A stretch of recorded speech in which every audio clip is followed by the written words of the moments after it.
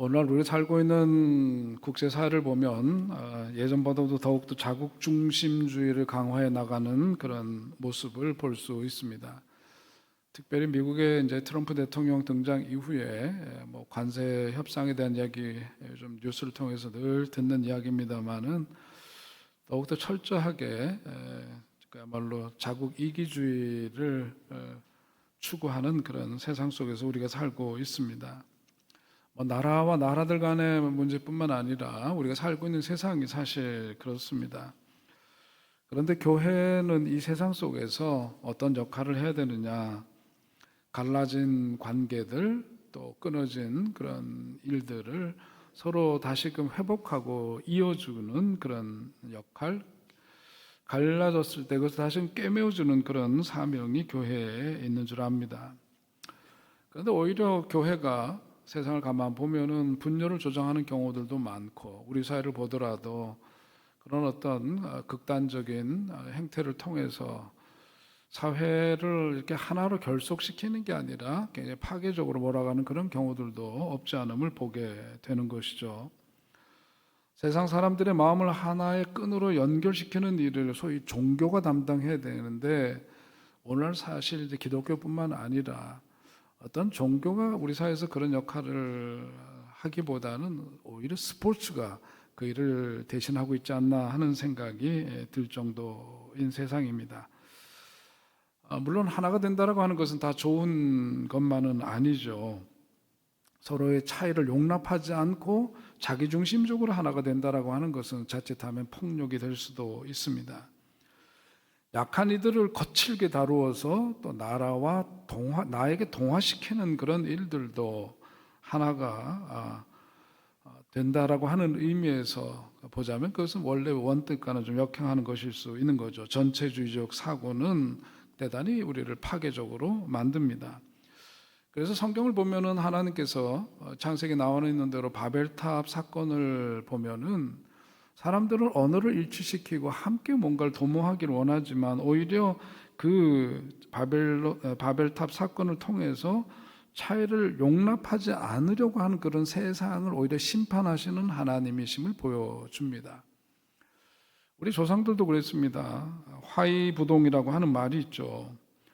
남과 사이좋게 화해하면서 함께 어울려서 조화롭게 살아야 되지만 그렇다고 해서 자기 중심과 원칙을 그렇게 잃어버려서는 안 된다는 겁니다. 서로가 다른 것이 어울려서 조화를 이루는 세상, 이것이 참 아름다운 세상이고 또 성경에서도 말씀하고 있는 그런 세상은 바로 그런 곳이어야 하는 것이죠. 바로 그것을 위해서 교회는 이런 삶이 가능하다라고 하는 것을 보여주는 표지판이 되어야 하고 또 그런 역할을 해야 되는 줄 압니다. 오늘 이제 이어지는 에베소서의 말씀을 보면 그리스도 안에서 이루어지는 화평과 하나됨의 중요성에 대한 말씀을 우리에게 주시고 있습니다. 오늘 본문 우리가 읽은 말씀 가운데 13절과 14절에 있는 말씀에서 보듯이 예수 그리스도의 피로 말미암아 우리 인간과 하나님 사이에 있던 담이 어떻게 됐어요? 허물어졌어요. 그리고 하나님과 인간이 하나 되게 하셨고 화평이신 그분의 피의 공로로 우리는 그야말로 아무런 공로 없는 우리들이 하나님의 사랑과 은혜의 세계 속에서 살게 되었음을 사도 바울을 통해서 우리들에게 상기시켜주고 있습니다. 가장 먼저 우리들 생각해야 될 것은 오늘 본문을 통해서 예수 그리스도를 믿기 이전과 이후의 역사가 어떻게 변화되었는지에 대한 말씀입니다. 자, 오늘 본문 말씀을 보면 예수 그리스도로 말미암아 어떻게 되었느냐? 우리가 피로 하나님과 가깝게 되었다 그렇게 말합니다. 오늘 본문에서 보듯이 예수님을 믿기 이전에는 그 하나님을 누가 믿었느냐 하면 유대인들만 믿었습니다. 그런데 예수님 이후로는 예수님을 그리스도로 고백하는 성도들 모두가 하나님의 선택된 백성이 된 것이죠. 그래서 오늘 본문은 뭐냐면 초대교회 시간이 지나가면서 원래 유대인들이 개종해서 그 그리스도인이 된 이들도 있지만은 그러나 이제 이방인들 가운데서 그리스도인이 된 사람들이 이제 점차 더 많아졌습니다. 그런 가운데서 사도 바울은 그렇게 선택된 거룩한 백성이 된 이방인 그리스도인들을 향해서 뭐라고 말씀하느냐 하면 11절에서 보듯이 그러므로 생각하라 이렇게 말씀을 하죠. 왜 그러냐 하면은 예수님을 믿기 이전의 자신들의 모습을 우리가 생각하지 않으면 유대인들이 그전에 자신들만 하나님을 믿는다고 생각하면서 그런 영적인 교만에 빠졌던 그 일이 이방인 그리스도인들에게도 그대로 나타날 수 있기 때문에 예수님 믿기 이전에 내가 어떤 사람이었고 누구였는지를 어떻게 하라? 생각하라. 영어 성경은 therefore remember. 그것을 기억하라. 그렇게 성경은 전하고 있습니다. 예수님 만나기 이전을 생각하고 예수님 만난 이후에 변화된 삶을 생각하라. 그것을 늘 인식하고 자각하면서 살아라. 그거예요. 그러면서 예수님 믿기 이전에 그들은 그 옛사람은 어떤 존재였느냐? 오늘 본문 11절에 보니까 첫째로 너희는 그때에 육체로는 뭐였대요? 이방인이었다. 육체로는 이방인이요. 12절에 너희는 그리스도 어떻게 바깥에 있었고 또 약속의 언약들에 대해서는 뭐예요? 외인이었다. 약속 바깥에, 하나님 약속 바깥에 있는 사람들이었고, 그래서 세상에서는 소망이 없고 하나님도 없는 사람들, 그것이 바로 누구다? 예수님 믿기 이전에 바로 너희들 자신들이다. 그것을 어떻게 생각하라, 기억하라, 그렇게 말씀하고 있습니다. 다시 말씀드리지만 예수님 믿기 이전에 그런 자기 자신의 상태가 어떠한 사람이었는지를 생각하지 않으면 예수 믿어도 뭐냐면 그것 때에 믿기 이전에 나를 잊어버리게 되면은 자칫 과거의 유대인들처럼 교만해질 수가 있다. 은혜를 쉽게 망각할 수 있기 때문에 그러므로 생각하라. 그렇게 말씀하고 있습니다. 바울은 에베소 교인들에게 이 말씀을 전하면서 우리가 한번 쉽게 생각할 수 있겠죠. 어떤 생각을 했을까? 사도 바울은 분명히 예수님 만나기 이전에 누구보다도 자기 자신을 생각했을 거예요. 옛날에 자기 자신을 생각해 보니까 지금 예수님 만나고 예수님을 위해 살고 있는 자기 자신의 오늘이 너무너무 감사한 겁니다. 너무너무 감사하고 은혜로 그래서 가득한 충만함이 있는 거예요. 예수님 이전과 이후는 하늘과 땅의 차이라고 하는 거죠. 그러면서 뭐냐면 예수님을 믿게 되면서부터 자기 자신의 삶의 변화도 변하려니와 가장 중심적인 것은 뭐냐면 예수님 이제 믿게 되면서부터 자기 자신에 대한 자화상이 달라졌어요. 자기 자신에 대해서 이러고 저러고 어떤 율법의 잣대로 폄하하고 자기 자신에 대해서 부정적인 그 율법대로 살지 못하는 자기 자신에 대한 어떤 그러한 그 부정적인 그런 마음들로 가득 차 있던 그런 삶에서 이제 뭐냐면 전적으로 예수 그리스도로 말미암아 그런 구원과 은혜를 힘입게 되고 나니까 내 자신이 누구냐? 세상 그야말로 천하보다도 고귀한 존재가 되었다라고 하는 것. 그것을 자신들이 인식하게 된 거죠. 하나님과 그러면서 하나가 되고 예수님 십자가 보혈 때문에 그리스도 안에 거하고 있는 누구보다도 사도 바울은 자기 자신을 생각한 거예요. 그것이 우리들에게도 필요합니다. 그러니까 우리가 항상 신앙생활 하면서 오늘의 나라는 존재는 예수님 믿기 이전은 어떤 존재였는지 그리고 예수님 믿어서 어떤 사람이 되었는지 원론적인 부분뿐만 아니라 오늘 나의 삶의 행태가 어떤지를 한 번 더 생각해야 되는 거죠. 그래서 은혜 간증이 있는 인생, 그게 바로 하나님의 사람들인 줄로 믿습니다.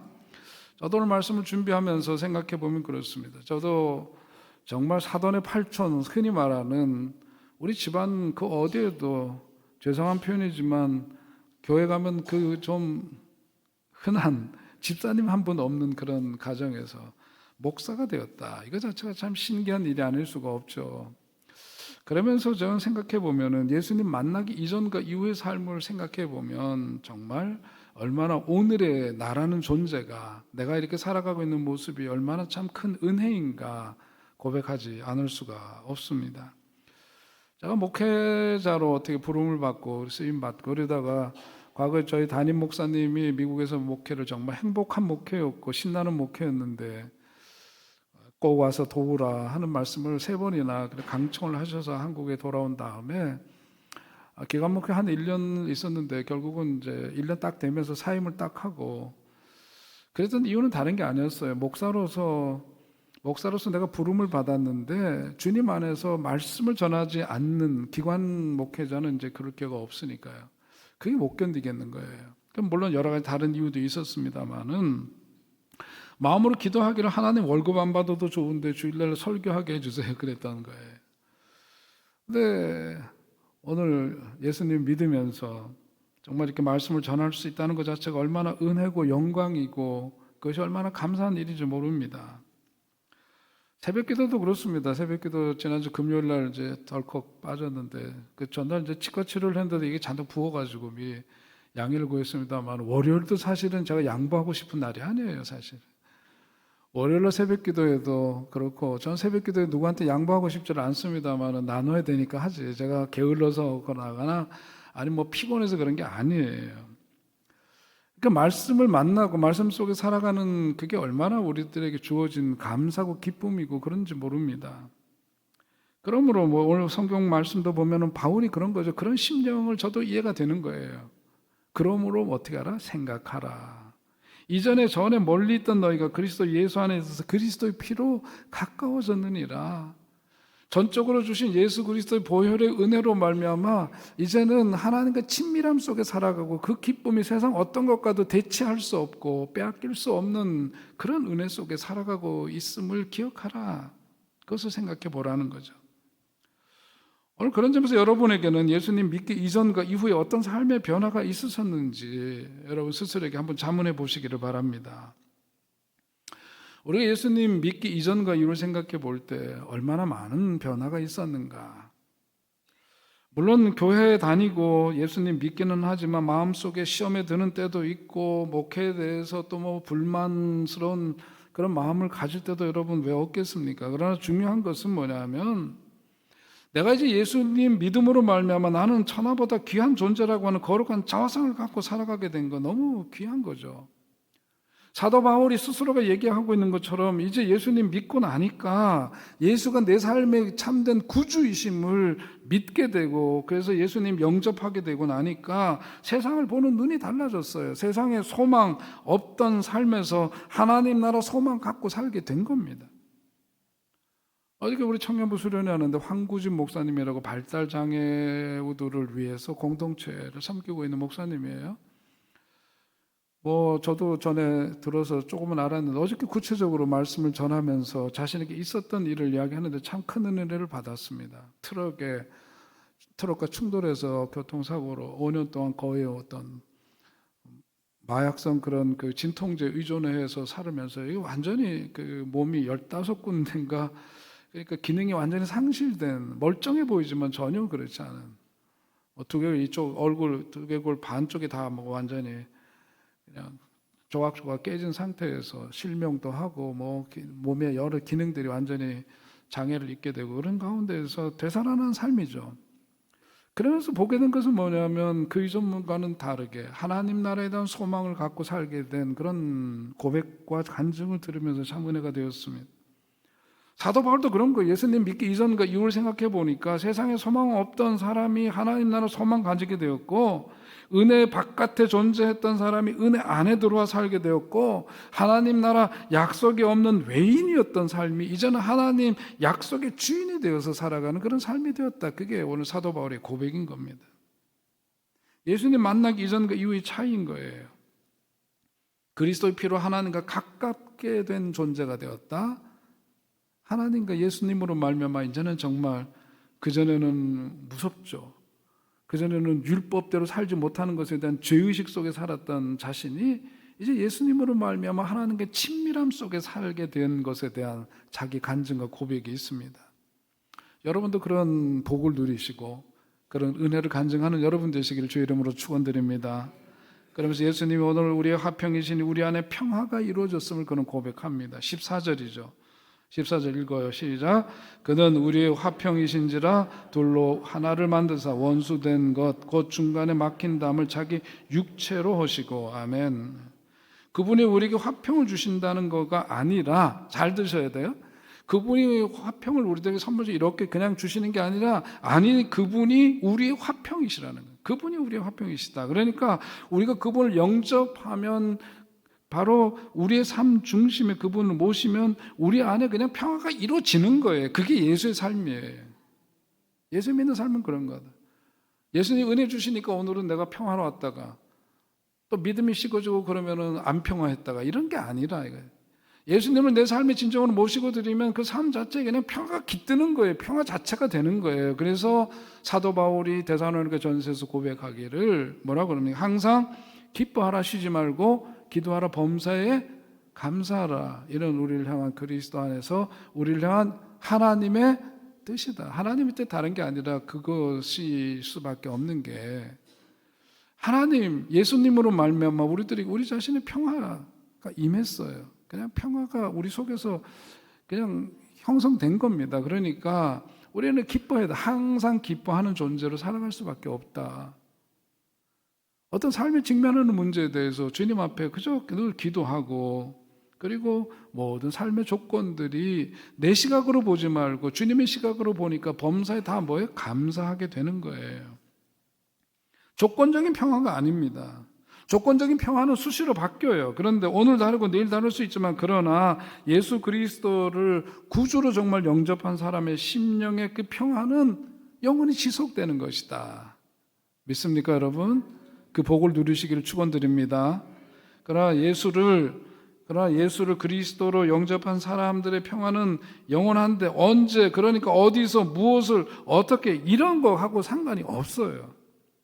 그분 예수님이 내 안에 거하시기 때문에 영원한 평화가 우리들 속에 주어진 겁니다. 오늘 이어지는 14절 하반절서부터 15절 말씀을 보면, 거기 함께 다시 읽을까요? 14절 시작. 원수된 것 곧 중간에 막힌 담을 자기 육체로 하시고 법조문으로 된 계명의 율법을 자기 육체로 폐하셨으니 이는 이 둘로 자기 안에서 한 세 사람을 지어 화평하게 하시고. 아멘. 여기서 주목해야 될 때는 폐하셨으니 그거예요. 자기 육체로 폐하셨으니 무엇을? 계명의 그 율법을 당신의 육체로 폐하셨다. 그전에는 율법이 지배하던 삶이었어요. 그래서 우리의 어떤 그 행함에 따른 결과로 귀결되는 삶이었습니다. 그런데 그게 아니라 그것을 폐하셨다. 다시 말해서 율법의 그 효력을 더 이상 그 효력을 상실케 했다는 거죠. 그것이 상실하게 된, 무엇으로 말미암아? 예수 그리스도의 그 보혈로 말미암아, 그 자기의 육체로 예수님이 당신의 몸을 들이셔서 물과 피를 다 쏟으시고 죽으시기까지 우리를 사랑하신 바로 그것으로 인해서 율법이 더 이상 우리의 삶을 지배하는 효력을 상실케 했다, 그거예요. 그 율법이 지배 아래 있지 않고 하나님의 사랑과 은혜, 구원의 성령의 법이 이제 그 효력을 발휘하는 삶으로 우리가 살게 되었다, 그 얘기입니다. 예수님이 우리가 우리의 죄 때문에 죽을 수밖에 없는 존재들이지만 더 이상 우리를 죽여도 되는 정당성을 가진 그런 율법의 효력 더 이상 무용하게 만드셨다. 그게 뭐예요? 자기 육체로 폐하셨으니 그거죠. 그런데 그 목적이 뭐라는 거예요? 15절에 얘는 이 둘로 자기 안에서 한 세 사람을 이어 뭐하게 하시려고? 화평케 하시려고. 내 삶에는 물론 우리 가정, 우리 교회, 우리가 살아가는 세상 속에서 그리스도 안에서 누리는 그 화평을 위해서 주님께서는 그리하셨다. 여러분, 우리가 그 복을 누리며 살아가는 사람들임을 기억하시기 바랍니다. 저는 목회를 하면서 좀 마음이 어려울 때가 뭐냐면, 교인들 간에 어떤 다툼이 있거나 갈등이 있을 때가 그렇죠. 그런데 한번 생각해보면 저는 거기에 대해서는 좀 무던한 편이에요. 왜냐하면 나도 그렇고 너도 그렇고 우리가 예수님 믿지만은 우리들 속에는 죄의 본성이 있고 악한 본성이 있고, 그러니까 다툼도 있고 그래요. 싫은 건 또 싫고, 또 나랑 안 맞으면 또 거기에서 또 뭐 갈등도 생기고 그럴 수 있어요. 그런데 오늘 성경이 우리들에게 일러주는 것은 뭐냐면, 살다 보면 그럴 수 있단다. 그런데 정말 저의 마음속에 목회를 하면서도 느끼는 거죠. 마음이 아픈 거는 뭐냐면, 그렇게 싸우고 갈등하는 상황에서 편을 가르지 않고 그 화해를 위해서, 화평을 위해서 왜 일하는 사람이 없는가라고 하는 바로 그 지점이에요. 그것이죠. 이런저런 얘기를 담임 목사가 어쩌면 소식이 제일 둔한 사람일 수 있어요. 이런저런 이야기를 뒤늦게 들을 때가 있는데, 사실은 그런 이야기를 전하는 것보다 더 중요한 건 뭐죠? 그런 상황 속에 있음을 알게 되었을 때 그 화평을 위해서 어떤 헌신과 기도와 노력이 있었는가? 그것을 위해서 왜 일하는 사람이 없었는가? 그거죠. 우리가 살다 보면 편을 가르고 서로 손가락질하고 정죄하고 판단할 수도 있지만, 중요한 것은 누군가 평화를 위해서 일하는 사람이 있어야 된다라고 하는 거예요. 그 근거를 오늘 제시하고 있는 게 오늘 본문 말씀입니다. 그래야 예수 믿는 사람들이라고 할 수 있는 거라는 거예요. 예수 믿는 사람도 화내기도 하고 싸우기도 하고 미워하기도 하고, 그러나 나중에 예수님 생각하고 또 생각하면서 Therefore remember, 그러므로 기억하라, 그러므로 생각하라. 무엇을? 예수 믿기 이전에 너가 어땠는지 한번 기억해 보라는 거지.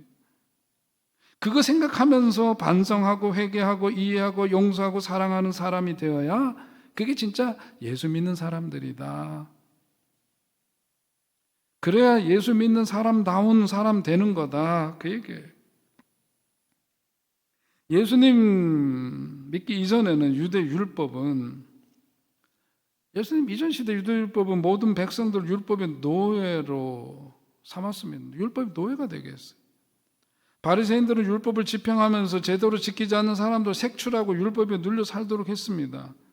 자기들은 다른 사람들에 비해서 비교적 거룩하다는 이유로 스스로 자기를 거룩하게 여기는 자기 의에 충만했던 사람들이었어요. 그런데 예수님은 뭐라고 말씀하십니까? 우리들에게 당신의 몸을 찢으시고 피 흘려 죽으심을 통해서 그렇게 율법이 유폐되어 살던 삶을 파괴시키고, 그리고 그 율법이 지배하는 삶을 무용하게 만드시고, 그것을 위해서 당신 스스로, 오늘 그게 표현, 자기 육체로 하시고 패하시고, 그래. 자기 육체로 패하시고. 무엇을 위해서? 막힌 담을 허시기 위해서. 원수된 그 관계를 넘어선 삶이 가능하도록 하기 위해서 그렇다는 거죠. 법을 적용하자면 한이 없어요. 율법을 철저하게 적용하자면 우리 다 죽어야 됩니다. 그런데 예수님은 십자가에서 죽으심으로 우리를 살리셨다. 그것을 기억하라. 그것을 생각하라. 사도 바울은 예수님 십자가 사건 때문에 더 이상 유대인과 이방인들 가운데 원수됨과 멸시함이 없어졌다는 겁니다. 하나님과 사람들을 갈라놓았던 죄인의 담도 허무셨다는 겁니다. 오늘 이 시대를 사는 우리들도 그런 평화를 세우는 사람들, 하나됨의 새 역사를 위해서 쓰임받는 그런 하나님의 사람들이 되어야 한다고 말씀하시는 거예요. 16절에 있는 말씀대로 원수된 것을 십자가로 소멸하시고 그랬습니다. 세상 원수된 거 누구도 풀기 어려워요. 그런데 십자가는 뭐냐? 그것을 소멸시키신대요. 소멸이 뭡니까? 아주 흔적도 없이 없애버리는 능력이 어디에 있다? 십자가에 있다는 거죠. 우리 가정에도 적용되어야 합니다. 교회에도 적용되어야 할 말씀이고, 우리 사회, 우리 민족에게도 이것이 적용되어야 될 가장 귀중한 복음 중의 복음입니다. 세상의 법과 세상의 사상과 이념이 해결하지 못하는 갈라짐과 원수됨의 역사가 너무나 많지만, 그것을 가능케 하는 것 다른 데 있지 않다. 십자가 오직 그 복음으로 소멸시키는 것, 십자가만이 그것이 가능하고, 바로 십자가로 그것을 소멸시키는 그 사명이 누구에게 있느냐? 교회에 있고 성도들에게 있다는 거예요. 여러분, 오늘 우리가 살아가는 세상 속에서 평화를 이루어야 될 것이 얼마나 많습니까? 국제 뉴스를 보면 너무 답답하고 속상하죠. 팔레스타인 지역에서 들려오는 그 죽음의 소식들, 그곳에 평화가 빨리 임해야 합니다. 우크라이나와 러시아 간에 4년이 넘도록 전쟁 벌이고 있는데 거기 평화가 빨리 이루어져야 되죠. 아프리카에서 일어나는 일들을 보면 평화가 속히 이루어져야 합니다. 막힌 담이 허물어져야 합니다. 오늘 새로운 또 정부가 들어서면서 새로운 기대를 갖게 되죠. 며칠 전에 우리 나라에서 대북 방송하던 그 확성기를 철거하니까 어저께인가 북한에서도 그걸 철거를 했다고 합니다. 참 이런 좋은 희망의 사인을 보면서 정말 하나님의 은혜가 이 땅 한반도에도 임해서 제가 요즘 바라고 기도하고 또 이렇게 소망하는 것 가운데 하나는 트럼프는 장사꾼인데 여러 가지로 우리 경제적으로 어렵게 하는 부분도 있지만은 김정은과 다시 만나가지고 저 원산이 그렇게 좋다는데 옛날 선교사님들 기록에 보면 원산의 그 명사 심리를 비롯해서 아주 참 기가 막히게 관광지로는 아주 최고인 것 같아요. 거기에 트럼프랑 이렇게 얘기를 하다가 트럼프가 거기다 내 이름으로 빌딩 지면 어떨까? 그래서 거기다 호텔을 크게 짓고 그래서 곳곳에서 이제 뭐냐면 그 관광의 문이 열려가지고 우리 그전에 금강산 관광하다가 그만두었지만 원산이 새로운 관광지로 각광을 받으면서 거기가 말이죠 문호가 개방이 되고 너무 딱한가요, 여러분? 저는 그런 꿈을 가져요, 정말. 그런 변화가 있지 않을까 그런 기대를 해봅니다. 그러다 보면 어떻게 됐어요? 중국에서 러시아에서 또 미국에서 뭐 관광객들 가다가 가장 가까운 어디서 제일 많이 가겠어요? 우리나라에서 가가지고 북한 관광하고 금강산 이상으로 그렇게 하다 보면 문호가 열리고 새로운 평화가 이 땅 한반도에 정착되는 그날이 올 수 있지 않을까.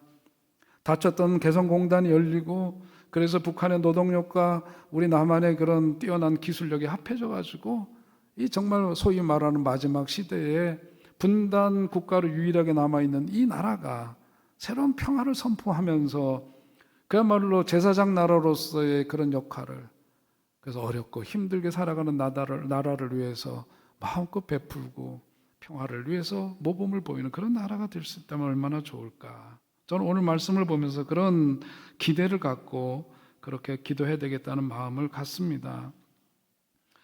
여러분 가정을 볼 때에도 겉으로는 멀쩡한 것 같아도 어떤 경우에는 집안 내부 오랜 전쟁과 전투로 인해서 엄청난 피해를 보는 가정이 있습니다.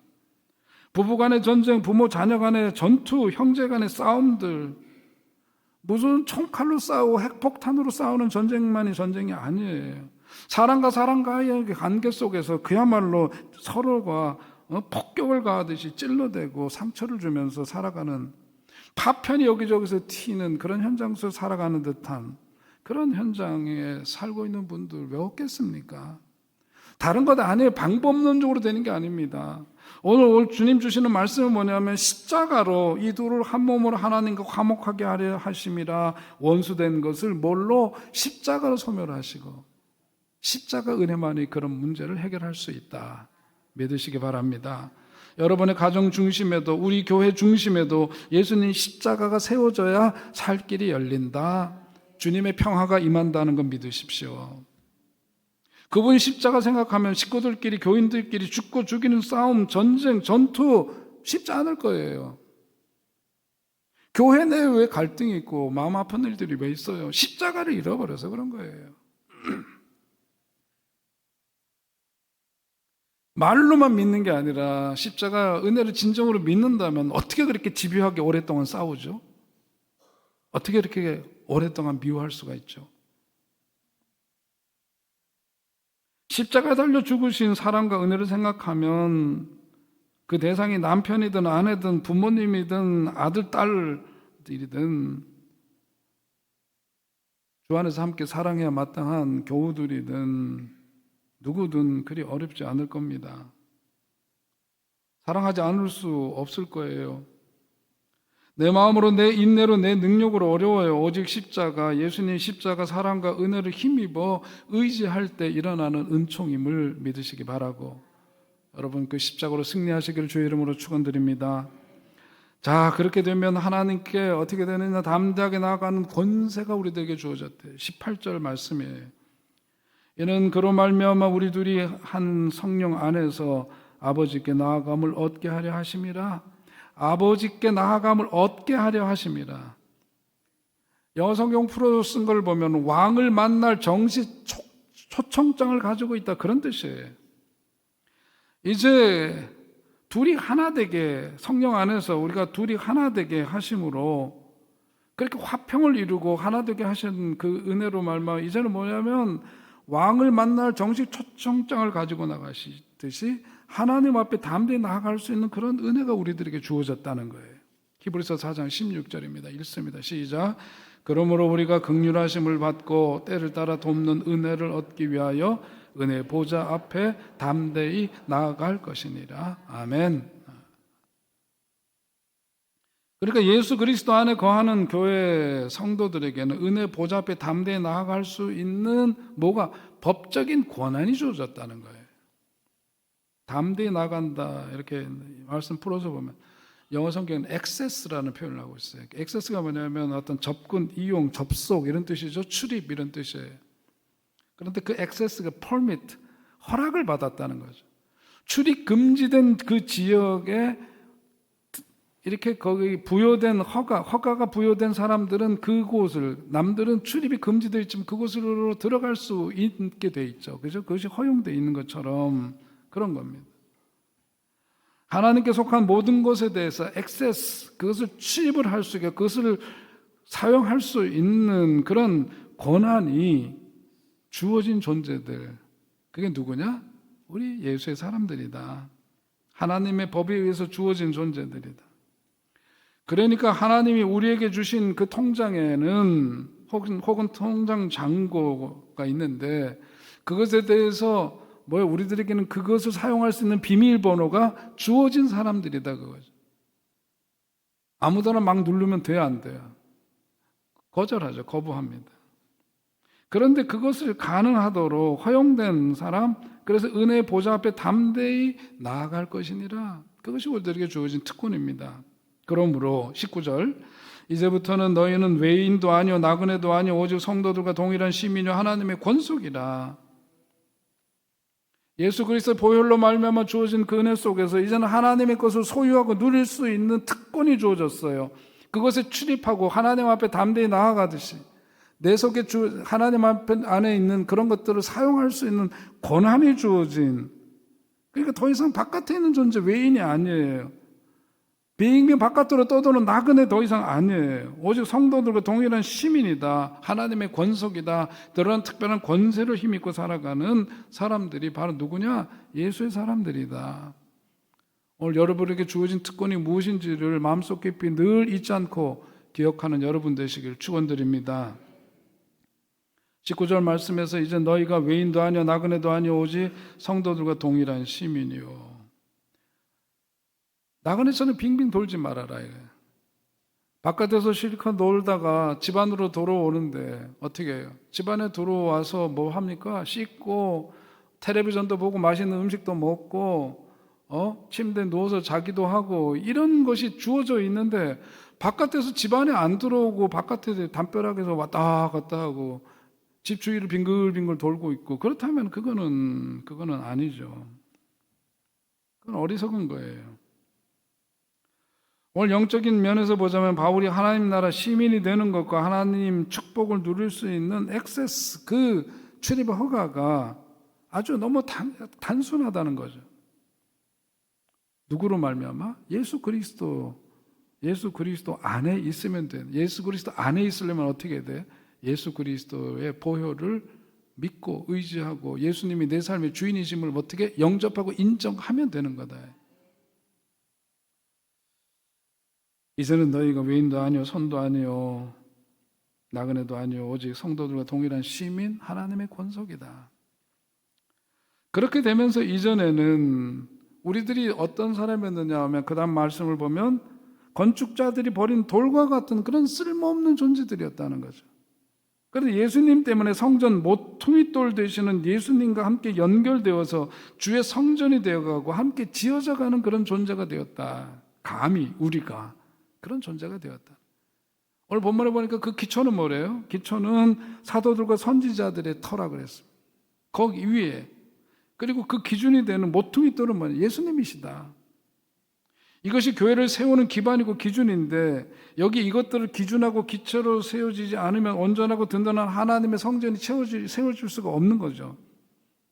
그런데 우리로 하여금 그렇게 함께 지어져가는, 계속해서 지어지는 과정 속에 우리들이 초대된 거예요.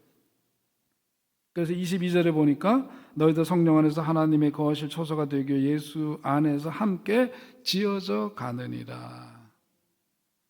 여러분, 오늘 우리는 그리스도와 함께 연합해서 그렇게 귀하게 하나님 성전이 거룩한 하나님의 성전으로 우리가 쓰임받고 거기 참여하게 된 존재임을 성경은 다시금 상기시켜주고 있습니다.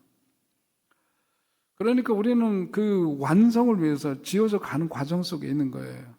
그러니까 우리가 함께 신앙생활 하다가 여러분 내 기준에서 내가 보는 관점에서 마음에 들기도 안 들기도 또 이래서 다투기도 갈등을 빚기도 뭐 이런저런 일이 있어도 뭘 생각해야 되느냐 하면 모퉁이 돌이 되신 주님과 연결되어진 우리가 이제 함께 뭐냐면 그 성전, 하나님의 성전으로 지어져 가는 거예요. 과정 속에 있는 거예요. 아유, 참 너도 못났다. 근데 가만 보니까 나도 못났다. 서로 못났지만 이제 완성을 향해서 지어져 가는 거죠. 그래서 웨슬리 목사님이 그러잖아요. 우리가 예수 그리스도를 믿음으로 말미암아 의롭다고 일컬음을 받는 칭의의 은혜 속에 있다가 그렇게 칭의, 의롭다고 일컬음을 받은 사람들이 성화의 단계로 나아가고 그 성화의 단계에서 어떻게 나중에는 궁극적으로 완전 성화에 이르게 되는 거죠. 완전 성화에 이르는 그 날까지 우리는 그 과정 속에 있다. 계속 지어져 가는 과정 속에 있다. 그것을 기억해야 합니다. 예수님 안에서 함께 지어져 가는 것 건물 아니에요. 하나님 나라가 지어져 가는 거고 세워져 가는 겁니다. 부족한 우리들과 함께 연합해서 그리스도와 연결된 우리를 통해서 그렇게 세워져 가는 역사가 있게 되는 거죠. 바라기는 오늘 말씀을 통해서 우리가 예수 그리스도의 그 값없이 주시는 귀한 은혜를 힘입고 살아갑니다. 서로 간에 화평해야 될 줄로 믿습니다. 막힌 다음에 허물어지는 역사가 있게 되시기 바랍니다. 그래서 어디서든지 그야말로 화평을 이루어가는 사람들 되시기를 바라고, 그리고 무엇보다도 정말 우리들 서로가 에게 놓여져 있는 그런 담이 허물어져야 돼요. 우리끼리도 안 되면서 어떻게 세상에 나가서 세상의 담을 어떻게 허뭅니까? 너희가 그리스도 예수 안에서 그리스도 피로 가까워졌느니라. 오직 예수 그리스도 피로 감히 주님 앞에 나설 수 없는 우리가 감히 하나님 앞에 담대히 나아갈 수 있는 은혜와 특권을 얻게 되었어요. 그 은혜를 기억하면서 오늘도 말씀대로 하나됨과 평화를 위해서 바로 그 일을 위해서 주님께 조금 더 가까이 나아가기를 힘쓰는 여러분 되시고, 우리에게 이미 주어진 하나님의 귀한 은혜와 특권을 마음껏 누리며 살아가는 축복의 사람들이 되시기를 주의 이름으로 축원드립니다. 존귀하신 하나님, 은혜와 사랑을 감사합니다. 오늘도 하나님 주신 말씀 의지해서 살기를 원합니다. 예수님 믿기 이전에 내가 누구였고 어떤 사람이었는지를 기억하며 오직 값없이 주신 예수 그리스도의 보혈의 그 은혜로 말미암아 내가 어떤 삶을 살고 있는지도 생각하게 하시고, 이미 내게 주어진 것이 어떠한 은혜요 특권이요 축복인지를 헤아려 거룩하신 주의 뜻에 합당하게 살아가는 우리들 되게 하여 주옵소서. 하나됨을 위해서 힘쓰게 하시고 화평을 이루는 일을 위해서 쓰임받는 종들이 되게 하여 주시옵소서. 예수님의 이름으로 기도하옵나이다. 아멘. 함께 일어나서 주님께 찬양드립니다.